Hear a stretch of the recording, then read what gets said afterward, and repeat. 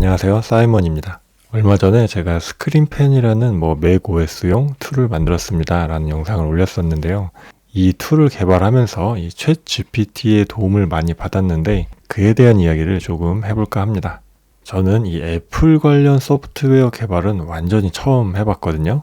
예전에 듣기로는 오브젝트 C 언어로 개발한다더라 정도만 알고 있었지 다른 지식은 완전히 전무한 상태였습니다. 그렇기 때문에 어떻게 개발을 해야 되는지 찾아봐야 되겠죠. 그래서 맥OS용 애플리케이션을 개발하려면 어떻게 개발해야 되는지 좀 찾아봤죠. 구글링도 해보고 유튜브도 좀 찾아봤습니다. 찾아보니까 엑스코드라는 아이디를 사용하면 되고, 그러니까 코드 작성하는 툴이 이제 엑스코드라는 거죠. 그리고 프로그래밍 언어는 오브젝트 C나 스위프트라는 언어를 쓸 수 있다고 합니다. 스위프트라는 거를 뭔가 들어는 봤는데 이게 맥OS나 iOS에서 쓰는 언어구나 라는 거를 처음으로 알았던 거죠. 그리고 GUI를 개발하기 위해서 코코아 프레임워크를 많이 사용한다는 것도 알았습니다. 이 코코아 프레임워크를 쓰면 개발 효율이 좋다고 하네요. 자, 이렇게 엑스코드, 스위프트 언어, 코코아 프레임워크를 사용해서 개발을 하기로 했습니다. 저는 이 윈도우 GUI 프로그래밍은 조금 경험이 다소 있거든요. 예전에는 윈도우즈 GUI 프로그래밍을 할 때는 MFC라는 걸 써서 개발을 했었습니다. 그래서 MFC로 개발을 조금 해봤었고,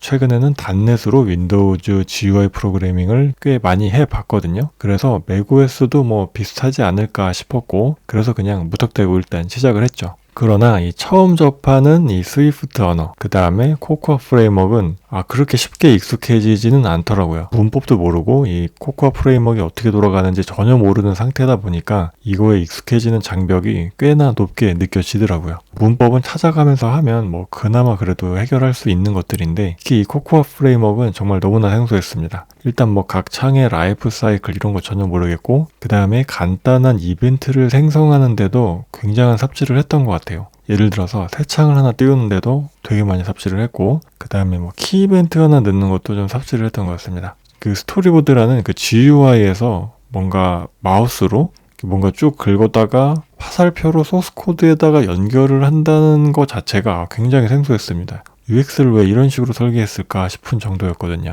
근데 저 같은 경우는 이게 익숙하지 않으니까 되게 불편하게 느껴지고 어렵게 느껴졌던 거지, 이게 익숙해진 분들은 이게 오히려 되게 편할 수도 있겠죠. 애플이 또 그런 거를 잘 하는 회사니까요. 어쨌든 저는 지금도 그게 좀 익숙하지는 않습니다. 자, 그리고 애플 디벨로퍼라는 사이트가 있는데 여기서 이제 개발에 관한 문서를 제공을 해줘요. 근데 그 문서들이 꽤 깔끔하게 잘 작성되어 있는 편이긴 했는데 예제가 충분하다고 느껴지진 않더라고요. 그래서 이제 그런 예제들은 구글링 같은 걸 해서 찾거나 해야 되는데, 구글링 할 때도 생각보다는 맥OS용 예제 코드들이 많이 나오지는 않는 것 같았습니다. 주로 iOS에 대한 예제 코드나 정보들은 많이 나오는데 맥OS용 정보들은 상대적으로 좀 많이 없었습니다. 근데 이런 상황에서 저한테 가장 큰 도움이 됐던 게 바로 챗 GPT였습니다. 제가 예전에도 말씀드렸듯이 최근에는 구글링 하기 전에 챗 GPT한테 먼저 물어보거든요. 예를 들어서 스위프트 문법은 대부분 정확하게 잘 알려줍니다. 그래서 이 챗 GPT가 스위프트 문법에 맞게 예제 코드를 잘 알려주기 때문에 심지어 문법을 제대로 이해하지도 않고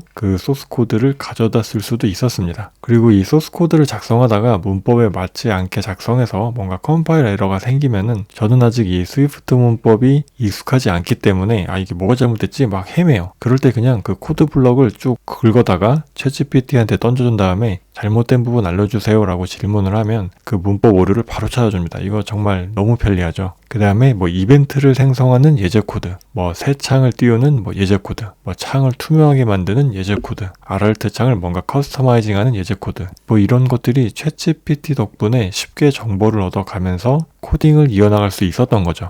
아마 이 챗GPT가 아니었으면 구글링하는 시간이 훨씬 더 많이 필요했겠죠. 어쨌든 이 챗GPT 덕분에 개발 시간이 그냥 대략적으로 한 30% 이상은 단축되지 않았을까 싶습니다. 이 처음 접하는 이 스위프트 언어의 문법이랑 그 다음에 이 코코아 프레임워크를 챗GPT 덕분에 그래도 비교적 쉽게 익숙해지면서 개발을 이어나갈 수 있었던 거죠. 어쨌든 이 챗GPT는 저한테는 되게 대단한 툴인 것 같습니다. 한편으로는 좀 이런 생각이 들더라고요.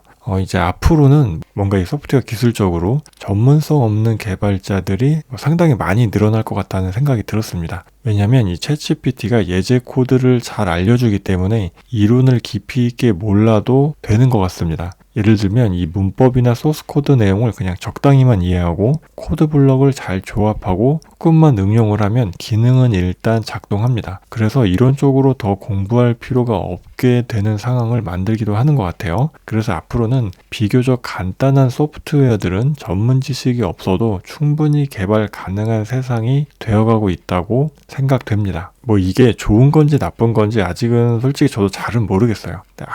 아마도 뭐 긍정적인 방향으로 흘러가지 않을까라고 믿고 있습니다. 그래서 이 초보자분들한테는 챗GPT가 진짜 좋은 것 같거든요. 그래서 꼭 활용을 해보시라라고 말씀을 드립니다.